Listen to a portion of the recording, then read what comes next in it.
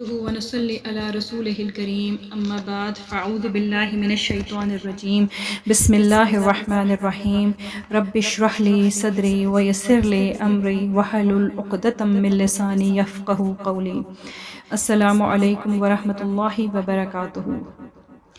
الحمدللہ ہم سال کے افضل ترین ایام سے گزر رہے ہیں۔ ان دنوں میں کیا گیا کوئی نیک عمل سارے سال میں کیے گئے کاموں سے افضل ہے۔ یہ دنیا کے افضل ترین ایام ہیں اور ان افضل ترین 10 دنوں میں قربانی کے دن کو سب سے افضل قرار دیا گیا ہے۔ یہ ہمارے لیے اللہ کی رحمت کو پانے کا ایک موقع ہے۔ یہ اللہ سبحانہ و تعالیٰ کا بندے پر ایک خاص تحفہ ہے، ایک عطیہ ہے، تاکہ ہمارے درجات بلند ہوں، ہماری کمی کوتاہی پوری ہو جائے اور جن چیزوں سے ہم محروم رہ گئے ہیں تو ان دنوں سے ہم مستفید ہو کر اپنی نیکیوں میں اضافہ کر سکیں۔ اب سوال یہ پیدا ہوتا ہے کہ ان دنوں میں کرنے کے کام کیا ہیں؟ صحابہ کرام ان دنوں میں انتھک محنت کیا کرتے تھے۔ ان دنوں میں کرنے کے کاموں میں اگر ہم دیکھیں تو سب سے پہلا کام جو ہے وہ نماز ہے۔ نماز تو ہم ہر روز پڑھتے ہیں، لیکن ان دنوں کی ادا کی گئی نماز کا ثواب زیادہ ہوگا، تو ہمیں کوشش کرنی ہے کہ اول وقت میں نماز ادا کریں، خوش و خضوع کے ساتھ، شوق و ذوق کے ساتھ اشراق کے نوافل پڑھیں، پھر تہجد کا اہتمام کریں، تہجد میں لمبی قرات کریں۔ مردوں کا جماعت کے ساتھ نماز ادا کرنا افضل ہے۔ نماز کے بعد دوسرا اہم کام روزہ ہے۔ 9 ذی الحج کا روزہ رکھنا ہے۔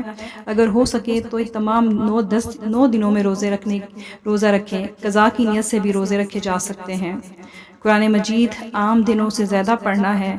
کام کرتے ہوئے مصروفیت کے وقت قرات سننا ہے۔ نئی صورتیں حفظ کر سکتے ہیں، نئی صورتیں حفظ کرنا ہے۔ جو پرانی یاد کی ہیں، حفظ کی ہیں، ان کی دہرائی کرنا ہے۔ قرآن مجید کو ترجمے سے پڑھنا اور تفسیر سے پڑھنا ہے، اور ترجمہ اور تفسیر یاد کرنے کی بھی کوشش کرنی ہے۔ کم از کم ہر روز ایک آیت کا ترجمہ یاد کرنا ہے اور اس کو سمجھ کر پڑھنا ہے اور اس کی تفسیر کو سمجھنا ہے، اور پھر ذکر کا اہتمام کرنا ہے۔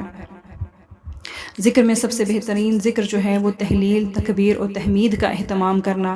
تہلیل لا الہ الا اللہ، تکبیر اللہ اکبر، تحمید الحمدللہ ہے۔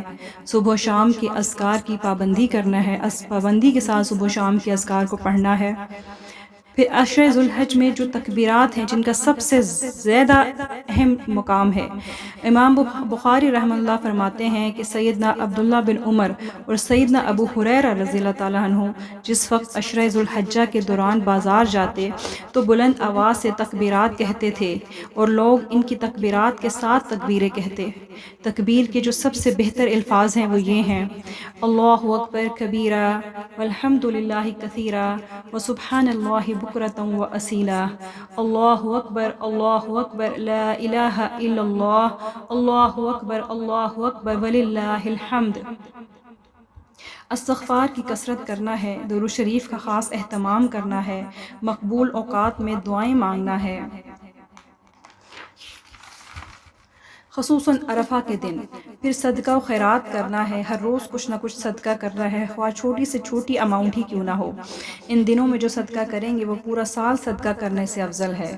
زکوٰۃ کی ادائیگی کا اہتمام کرنا ہے اگر وہ ہم پر ڈیو ہے۔ اگر کوئی پسندیدہ چیز اللہ کی راہ میں خرچ کرنا ہے، کیونکہ قرآن مجید میں اللہ تعالیٰ فرماتے ہیں لن تنالوا البر حتى تنفقوا مما تحبون، تم اس وقت تک نیکی کو نہیں پہنچ سکتے جب تک تم اپنی پسندیدہ چیز اللہ کی راہ میں خرچ نہ کرو۔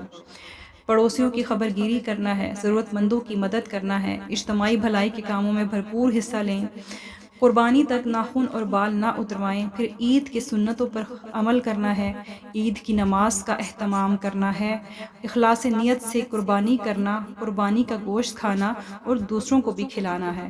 پھر نیکی کا کوئی موقع ضائع نہیں کرنا، بے مقصد کاموں اور بے مقصد باتوں سے بچنا ہے۔ کچھ نہ کچھ کرنے کے کام یہ سب وہ کرنے کے کام ہیں جن کو ہم سب کر سکتے ہیں۔ یہ سب نیکی کے کام ہم باقی دنوں میں بھی سب کرتے ہیں اور کریں گے، لیکن ان دنوں میں جو کرنے سے وہ کام اللہ تعالیٰ کو زیادہ پیارے ہیں، اسی لیے ان دنوں کو معمولی نہ سمجھیں۔ ہمیں نہیں معلوم کہ اگلے سال یہ دن ہمیں نصیب ہوں گے یا نہیں، ابھی یہ دن ہمارے پاس ہیں، ان کی خوب قدر کریں۔ اللہ تعالیٰ ہمیں ان دنوں کی تمام برکات نصیب فرمائے۔ سبحانک اللہم و بحمدک اشہد ان لا الہ الا انت استغفرک و اتوب الیک. جزاکم اللہ خیر. السلام علیکم ورحمۃ اللہ وبرکاتہ.